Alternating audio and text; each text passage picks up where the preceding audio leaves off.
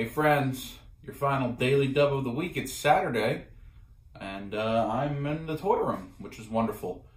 Tomorrow, you'll get the next episode of Dub Life, where I go to Seattle. I think you'll enjoy that. If you want to get excited for it, go back a couple days, watch the trailer that I put out, and let's see what you think about it. I think it'll be an enjoyable video. It's not 2 hours, but I do get to see some pretty cool stuff, and it's a very different video for me, as I did some more unique things in that, so I hope you'll like it.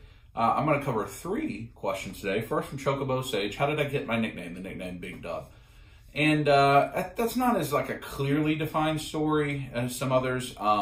Variations of this nickname have been coming forever. Like my old AOL screen name when I was like 13 is some variation of this.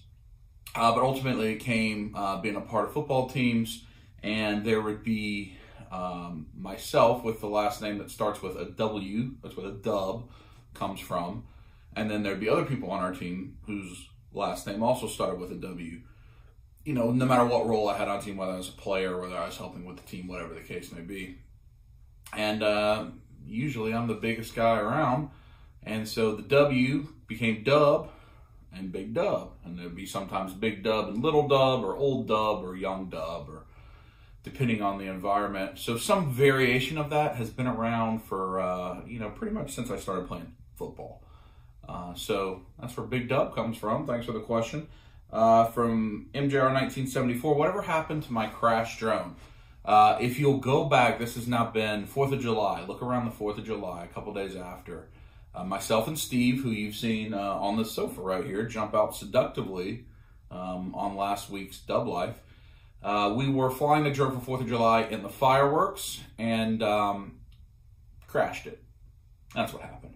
There's about a 30-minute kind of mini Dub Life episode from back then that I think you would enjoy. It's pretty funny.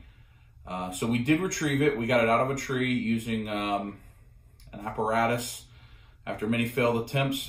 In that, Steve had a challenge to retrieve the drone from the tree. He won the Infinity Gauntlet, as one does when you complete a challenge of that magnitude.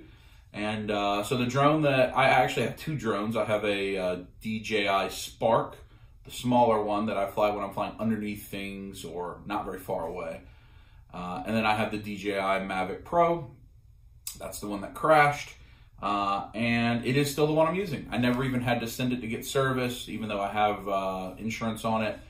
The only thing that happened was a few of the propellers broke. I replaced the propellers. That's, it's just a few bucks. Battery still works. Drone still works fine. Flown it many times since then. No issues. So it survived. It was durable. And the thing that was surprising me the most, it was caught in a tree, so it didn't crash to the ground until we knocked it out of the tree, and then it crashed to the ground. But it was outside overnight, and it was raining. And so props to DJI for making those things fairly durable. So that's what happened to the drone. Thanks for that question. And the third from Manny, do I buy bootlegs from Mexico or other places? And the answer is no, but I don't really... It doesn't matter to me if people do. Right here, sitting in front of you, off camera, I have a bootleg of a Dragon Ball figure that I'm going to see if David can customize and turn it to a different figure, just to give him something, a canvas to play with.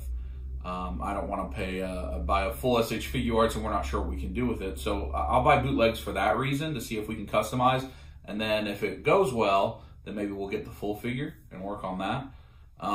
But I actually don't buy any bootlegs just because there's not a reason for me to. If I can't get a hold of something, I just wait, or I don't have to have it. There's nothing that I have to have so badly that I'll buy a different version of. I also don't come across them that often. I do think it's fascinating, some of the bootlegs that are old 80s, like Masters of the Universe bootlegs. I know, like, Not Another Retro Channel collects a lot of those. It's cool to see them.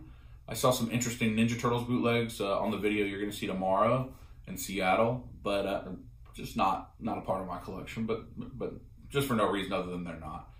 Once or twice I've gotten a bootleg instead of an authentic version of like an SH Figuarts, and they're so bad, they're so noticeably bad, they fall apart. It's just not worth having around. Anyway, Victoria's here. We're going to go hang out, and tomorrow, David's coming over, Steve's coming over, Drew's coming over. We're going to watch Royal Rumble. So no Daily Dub tomorrow, but we'll pick them back up on Monday when I'm back on the road. And I hope you enjoy tomorrow's episode of Dub Life. And until you hear from me again, go ahead on and give it a little squeeze.